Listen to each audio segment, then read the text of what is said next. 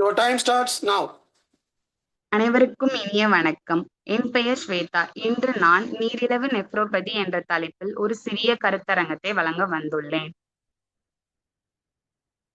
குறிக்கோள்கள். அறிமுகம். நீரிழிவு நோயால் சிறுநீரகத்தில் ஏற்படும் மாற்றங்கள். நீரிழிவு சிறுநீரக நோயில் வகைகள். நோயியல். மருத்துவ அறிகுறிகள். சிகிச்சை மேலாண்மை. தடுப்பு நடவடிக்கைகள். அறிமுகம். நீரிழிவு நெஃப்ரோபதி என்பது நீண்ட கால சர்க்கரை நோய் காரணமாக ஏற்படும் சிறுநீரக பாதிப்பு அல்லது சிறுநீரக செயலிழப்பில் ஏற்படும் ஒரு நிலை ஆகும். நீரிழிவு நோயாளிகள் சுமார் 30-40% பேருக்கு இந்த பாதிப்பு ஏற்படலாம். இது நாள்பட்ட சிறுநீரக நோய் மற்றும் இறுதிநிலை சிறுநீரக நோய் ஏற்படுவதற்கான முக்கிய காரணமாக இருக்கிறது. இந்த பாதிப்பு நீரிழிவு வகை 2 விட வகை 1 அதிகமாக இருக்கிறது. நீரிழிவு நோயால் சிறுநீரகத்தில் ஏற்படும் மாற்றங்கள்.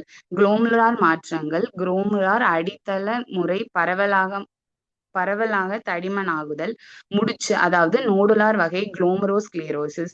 இன்சுடேட்டிவ் மாற்றங்கள். ஃபைப்ரின் கப்ஸ் மற்றும் கேப்சுலார் டிராப்ஸ். ஃபைலோநெஃப்ரைட்டிஸ். குறுகிய கால மற்றும் நீண்ட கால வகை நெஃப்ரோடைசிங் பாலிப்புகள். சிறுநீரக குழாய் மாற்றங்கள். அர்மேனி எப்ஸ்டின் மாற்றங்கள். சிறுநீரக இரத்த குழாய் மாற்றங்கள். தமனி இரத்த உறைவு மற்றும் தமனி தடிப்பு.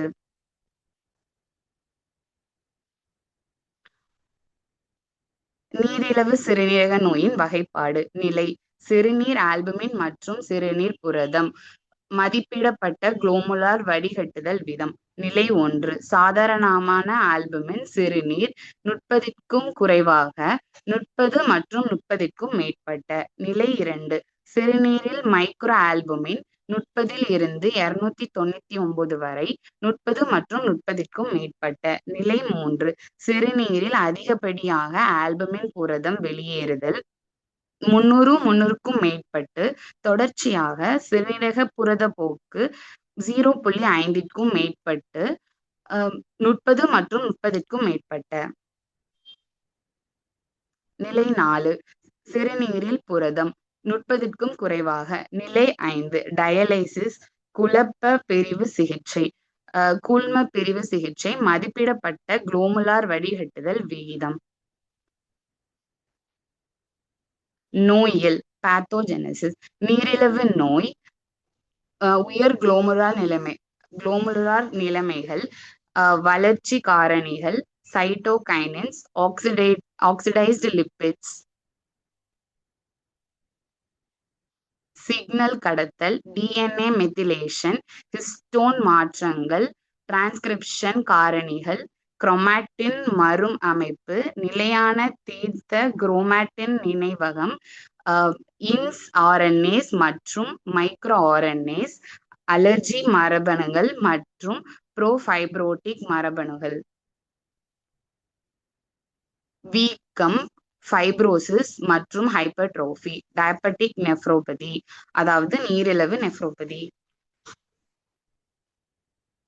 மருத்துவ அறிகுறிகள். நீரிழிவு சிறுநீரக நோயில் இயல்பு வரலாறு பொதுவாக ஒரு முன்கூட்டியே கணிக்கக்கூடிய தொடர்ச்சி நிலையாக நடைபெறுகிறது.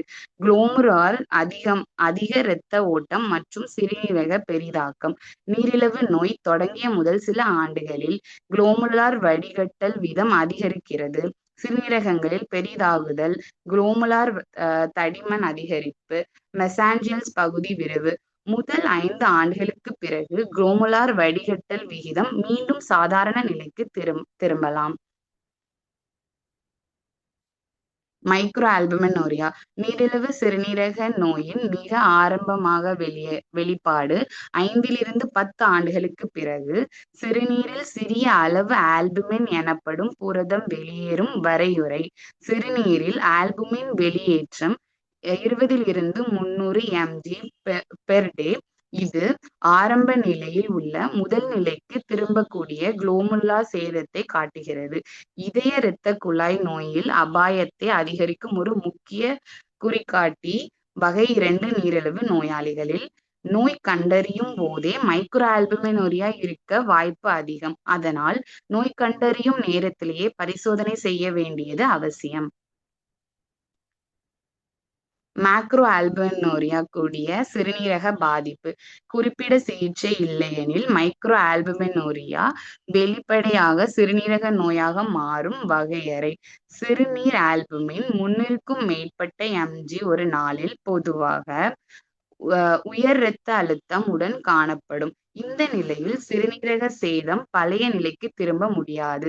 சிறுநீரக வடிகடும் விகிதம் மாதத்திற்கு சுமார் 1 மில்லி பெரு நிமிடம் வீதத்தில் குறைவாக சிலருக்கு நெஃப்ரோடைட்டிஸ் சிண்ட்ரோம் உருவாகலாம். இறுதிநிலை சிறுநீரக நோய், அதாவது எண்ட் ஸ்டேஜ் ரீனல் டிசீஸ். வெளிப்படையாக சிறுநீரக நோய் பொதுவாக இறுதிநிலை சிறுநீரக நோயாக மாறும்.